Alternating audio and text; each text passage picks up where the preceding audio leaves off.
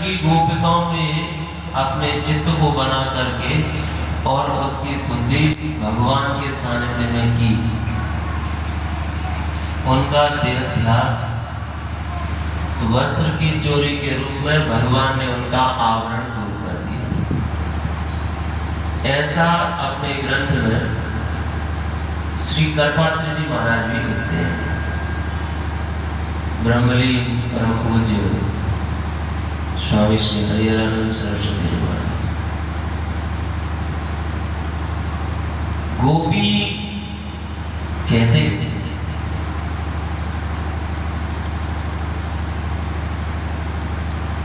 गोपी किसे कहते हैं? एक यहाँ महाराज जी ने चौपाई लिखवा रखी, बड़े महाराज श्री जी ने लिखवाया है। इस समय इसमें जो पहला शब्द लिखा है, क्या लिखा है?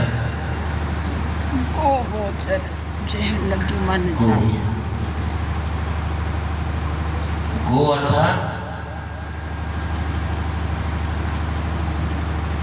अर्थात इंद्रिय। गोभी इंद्रिये पिबति इति गोपी। गोभी इंद्रिये पिबति इति गोपी। जो अपनी समस्त इंद्रियों से, श्रुति कहती है रसस्वरूपम च, जो उस रसस्वरूप परमात्मा का रस नित्य निरंतर अपनी समस्त इंद्रियों से लेती रहती है, एकमात्र उसी एक परमात्मा की शरण में और उसी एक चिंतन में रहती है, उन्हें गोपी कहते हैं। इसीलिए एक ऋषि हुए जिनका नाम था उग्रतपा। उन्होंने कई वर्षों तक कठोर तपस्या की, पेड़ पर उल्टा लटक करके इतनी तपस्या की, इतनी साधना की कि उनको तीनों कालों को जानने की सामर्थ्य प्राप्त हो गई। और जब उनको तीनों कालों को देखने की सामर्थ्य प्राप्त हो गई, भगवान ने उनको दर्शन दिया। और जब भगवान ने उनको दर्शन दे करके पूछा कि हम तुमसे बड़े प्रसन्न हैं, कुछ मांग लो। और जब भगवान ने उनसे इस प्रकार से कहा तो उन्होंने कहा, आपकी कृपा से हमें तीनों कालों को देखने की सामर्थ्य प्राप्त हो गई है। आपका द्वापर युग में अवतार होगा और उसमें आप अद्भुत लीलाएं करेंगे, इसलिए हे प्रभु आप हमें गोपी बना दो।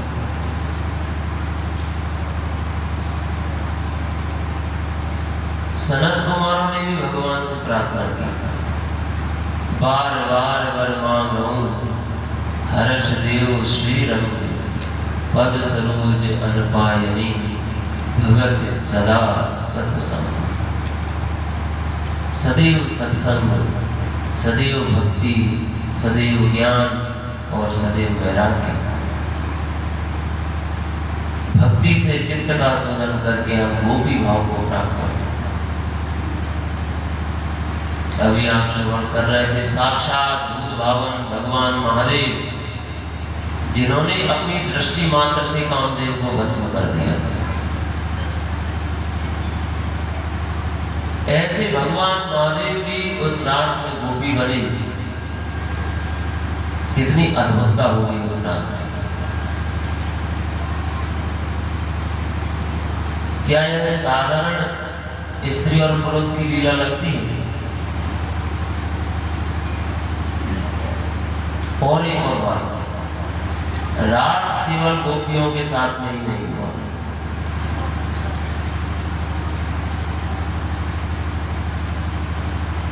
रास केवल युवती गोपियों के साथ में ही नहीं हुआ।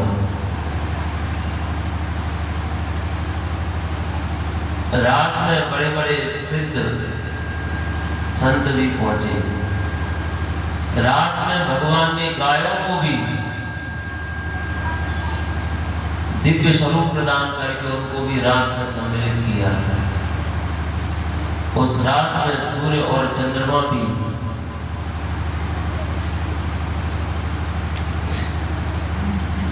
लेकिन एक बात और विचारणीय है, क्या वस्त्र लेने के बाद में भगवान ने जिनके वस्त्र ले लिए,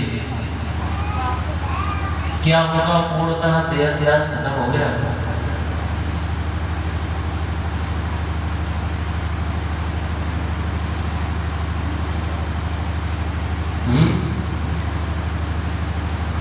आप लोगों ने भागवत की कथाएं तो सुनी ही होगी।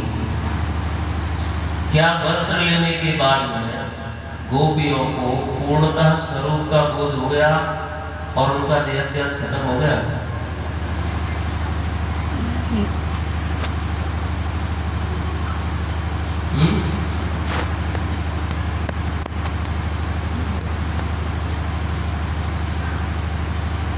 बताइए,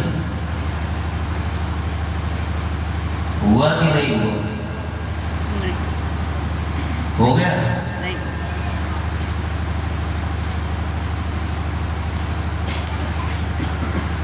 भगवान गोपियों को सारे घटनाक्रम के बाद में, उद्धव जी के प्रसंग के भी बाद में,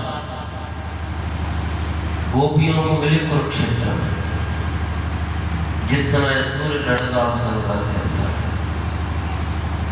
उस समय भगवान को फिर उपदेश देने की आवश्यकता क्या पड़ी?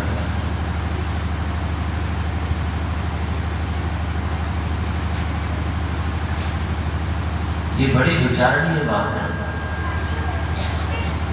इसलिए सर्वप्रथम हम ठीक प्रकार से अपने चित्त के शोधन पर विचार करें और उसके लिए हमें अपने भीतर एक शब्द जिसे हम बहुत अच्छे से सुनते हैं, बार बार सुनते हैं, अभी भी आज के भी सत्संग में आप कई बार श्रवण कर चुके, उसे कहते हैं धर्म। क्या कहते हैं? धर्म। और धर्म वह होता है, धारणा धर्म विद्या। बच्चों पीछे,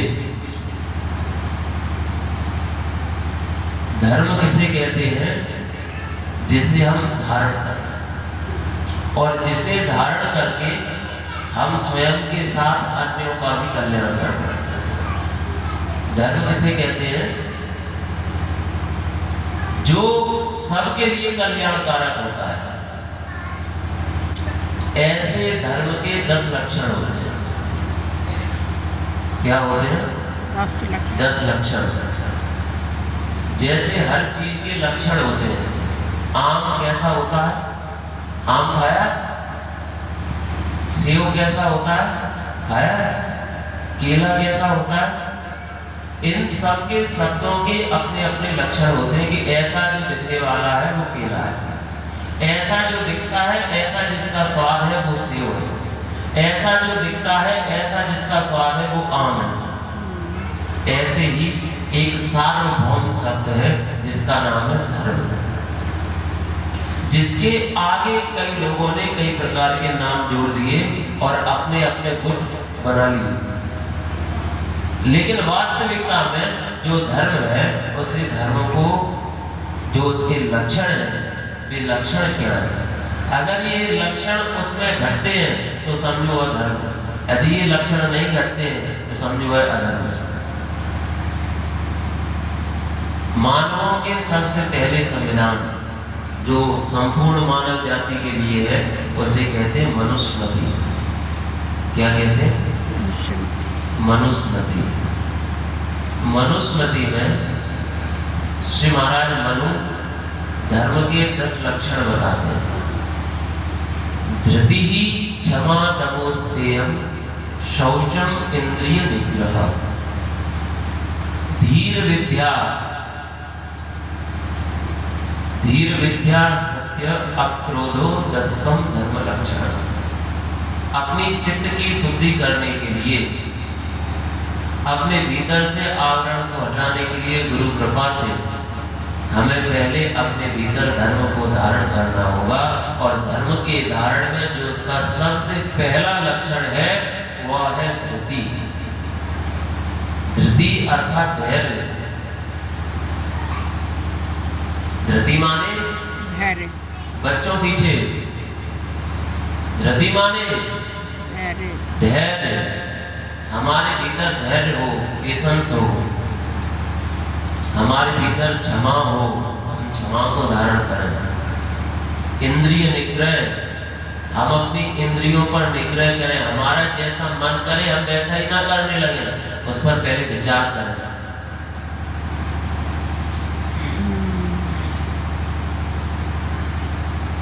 सत्यता का पालन,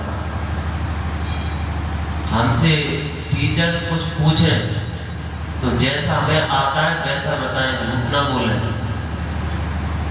है ना। अक्रोध हो, बात बात पर क्रोध करने का स्वभाव न बनाए।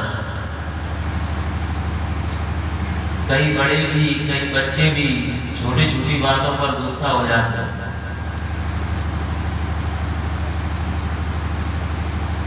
धृति ही क्षमा दमोस्तेयम, अस्तेय का भाव। कोई चीज हम देख लेते हैं तो हम मन करने लगता है कि हमारी भी हो जाए। अपने प्रयास से जो प्राप्त करना है उसे प्राप्त करना चाहिए, दूसरी की चीज पर दृष्टि नहीं डालनी चाहिए, ऐसा वेदांत कहता है। ईशावास्यमिदं सर्वं यत्किंच जगत्यां जगत् तेन त्यक्तेन भुञ्जीथा मा हृदः कस्यचित्। दूसरे के धन पर, दूसरे की वस्तु पर गिद्ध दृष्टि नहीं डालनी चाहिए। धृति क्षमा दमोस्तेयम शौचम इंद्रिय निग्रह, भीतर बाहर की पवित्रता, शुद्धता। तभी शुद्धता में तो भगवान का वास होता है, शुद्धता में तो भगवान का बोध होगा। धीर विद्या, जिस विद्या का आप श्रवण कर रहे हैं, जब हमें सद्बुद्धि और विवेक आता है तब उस विद्या का प्रकाश हमारे हृदय में होता है। इसीलिए धर्म के लक्षणों में ये भी विशेषता के साथ में बताया गया। धीर विद्या, अक्रोधो दशकम धर्म लक्षण। पहला क्या है? धैर्य। दूसरा क्या है? क्षमा। तीसरा क्या है? दम, संयम। अस्तेय, चोरी के भाव का न होना। धृति ही क्षमा दमोस्तेयम शौचम इंद्रिय निग्रह। शौच अर्थात पवित्रता, इंद्रिय निग्रह अर्थात जैसा हमारा इंद्रिय करती है हम वैसा ही न करने लगे, पहले विचार करें ऐसा हमें करना चाहिए या नहीं करना चाहिए। हम जो करने वाले हैं उसका प्रभाव क्या होगा, पहले विचार करना चाहिए। शौचम इंद्रिय निग्रह। धीर अर्थात सद्बुद्धि और विवेक। विद्या, विद्या उसे कहते हैं या विद्या सा विमुक्त है, जो हमें मुक्ति करा दे, जो हमें ठीक ज्ञान करा दे, जो हमें दृढ़ और दृश्य का विवेक करा दे, उसे कहते हैं विद्या। सत्य और अक्रोध, ये 10 होते हैं धर्म के लक्षण। ये 10 जिसमें होते हैं वही धार्मिक है। इसको जो बताने वाले हैं वही धर्म है। इसका जिन ग्रंथों में वर्णन है वही धार्मिक ग्रंथ है, और इनको जो बताते हैं वही धार्मिक लोग हैं। गोपियों ने इन 10 को अपने भीतर धारण किया है, अपनी समस्त इंद्रियों से इनको पालन किया है, इसलिए गोपियों को परमात्मा की प्राप्ति हुई। और जो भी इनका पालन करता है उसे परमात्मा की प्राप्ति होती है। हम सबको भगवान की कृपा से, सदगुरुदेव महाराज के आशीर्वाद से उस स्वरूप बोध की प्राप्ति हो, आत्मबोध की प्राप्ति हो। हम धर्म को समझ कर उसके मार्ग का अनुसरण करें। इसी के साथ हरि ओम तत्सत, हरि ओम तत्सत, हरि ओम तत्सत। आगे मैं निवेदन करूं, हमारे इस मंच पर काशी से पधारे हुए परम पूज्य परम श्रद्धेय श्री स्वामी मंगल मूर्ति जी महाराज से